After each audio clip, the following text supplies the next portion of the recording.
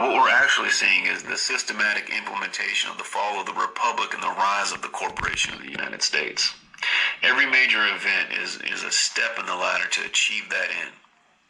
COVID is just another rung in the ladder, which is why there's a deliberate mixing of all the wordplay, right? I mean, we should stop calling it, quarantine. That's a term designated for people that are verified sick. This is a house arrest mandated by the state. You should stop calling it, social distancing. There's nothing social about forced isolation. We should stop saying safer at home when millions of Americans don't have basic necessities adequate to fit their needs. It assumes that everybody's home is equally as safe as the people that are making the statements.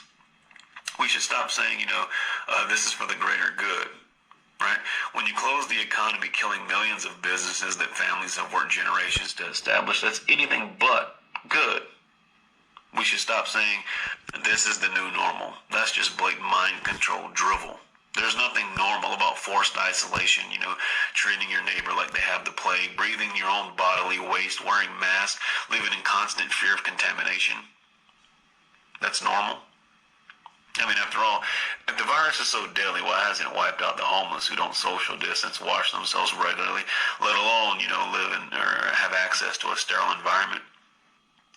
Last year, 1.5 million people died of tuberculosis. Why were you not wearing a mask during the tuberculosis pandemic? You were endangering, public health and safety along with billions of other people around the globe. So why didn't you wear a mask? I'll tell you why. Because the mainstream media didn't tell you to wear a mask. Right? And so because though 1.5 million people died from tuberculosis, there was no tuberculosis pandemic any more than there's a coronavirus pandemic. What you're really participating in is a beta test for AI systems and facial recognition. See, these cameras work best when people are, distance apart. Now they're actually testing through machine learning how to recognize, a face that's partially covered. It's also a way to easily determine who's compliant and who's not. Who does the propaganda work on and who it doesn't?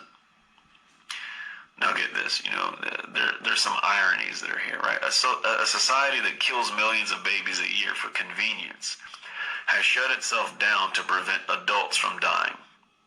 People that on the one hand slaughter babies in the womb by the millions are now preaching to the masses about the sanctity of human life. It's double speak, double talk. It's the two doctrine policy. One for the initiated, one for the uninitiated. One for the inner circle, another for the masses. It's like saying, if I violate the stay-at-home order, I can be arrested, but you're letting convicted criminals out of prison so they don't get coronavirus. Thesis, antithesis, synthesis.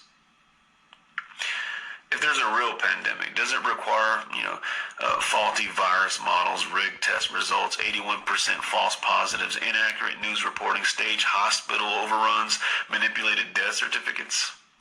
Nope. When the government shuts down, millions of small businesses, but doesn't lay off any government employees, it's not about the health. When the state bans dentists from practicing but deems it necessary for abortion clinics to stay open, it's not about your health.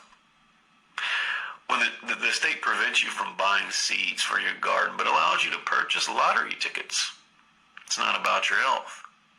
An institution that has the ability to destroy all of Earth through alleged nuclear warfare should not regulate personal self-defense. An institution that's caught trafficking drugs shouldn't be able to regulate plants.